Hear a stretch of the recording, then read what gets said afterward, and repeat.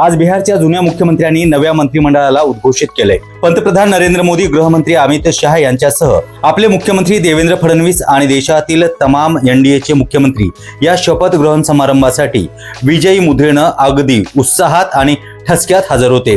निवडणूक कशी लढावी याचे किस्से इतर पक्षांनी भाजपाकडून घेतले पाहिजे। कुठे कशी कळ फिरवावी याचं गणित भारतीय जनता पक्षाने बरोबर आत्मसात करून घेतलं आहे।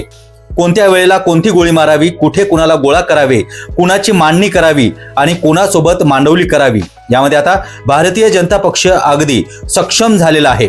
केवळ विरोधकांसाठी विरोध करून निवडणुका जिंकता येत नाहीत, हेही या सर्व गोष्टीतून दिसून येते। या सर्व गदारोळात भारतीय जनता पक्षाने बिहारमध्ये क्रमांक 1चं स्थान पटकावलेलं आहे। तरीही गंमत अशी आहे की या क्रमांकाचा 1च्या स्थानावरती असूनही भाजपाजवळ बिहारमध्ये पहिल्या क्रमांकावरती बसणारा आमदार नाही, हे दिसून आलेलं आहे। मध्य प्रदेश, राजस्थान, गुजरात, छत्तीसगड किंवा आणखी इतर राज्यांमध्ये जे हिज मास्टर व्हॉइस प्रकारचे मुख्यमंत्री बनवण्यात आले आहेत, तसाच प्रयोग बिहारमध्ये देखील करणं शक्य नव्हतं। नितीश कुमार आजारी आहेत असा वदंत अनेक दिवसांपासून फिरत होता। यावेळी सर्वाधिक जागा जिंकून भाजपाचा मुख्यमंत्री होणार अशा बाजार गप्पा आणि बतावण्या काही महिन्यापासून सगळ्याच ठिकाणी करण्यात येत होत्या। नितीश कुमार जिथे जिथे जातात तिथे तिथे शेपूट धरून सम्राट चौधरी फिरत होते।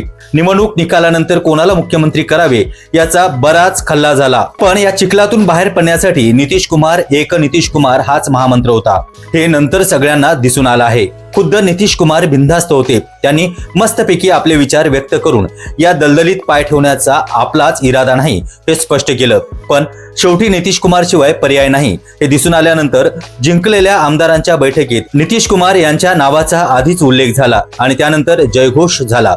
10व्यांदा मुख्यमंत्री पदावरती बसताना त्यांना काही अटी टाकल्याचं वृत्त आहे। विशेष म्हणजे या सर्व अटी मान्य करण्यात आल्या आहेत, हे सुद्धा वृत्त आम्हाला मिळालं आहे। त्याचबरोबर खाते वाटप सुद्धा त्यांच्या मर्जीनंच होईल इथपर्यंत परिस्थिती निर्माण झाली आहे असं दिसतं। मग आता खरा प्रश्न निर्माण होतो तो म्हणजे विधानसभा अध्यक्षांच्या निवडीचा। विशेष म्हणजे या पदावरती ही नितीशजी सांगतील त्यांचीच निवड होणार हे पक्का आहे। नितीश कुमार यांच्याकडे एवढे बळ आले तरी कुठून, अशा बऱ्याच लोकांना प्रश्न पडला असेल।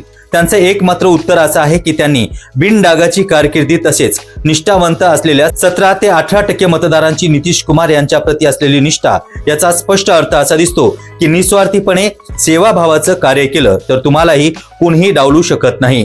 कोळशाच्या वखारीत राहून एकही काळा डाग नसलेले नितीश कुमार यांना मुख्यमंत्री पदाचा हा 10वा शपथविधी मंगलदायी ठरेल याबद्दल आमच्या मनात शंका नाही। त्यासाठी नितीश कुमार यांचं अभिनंदन।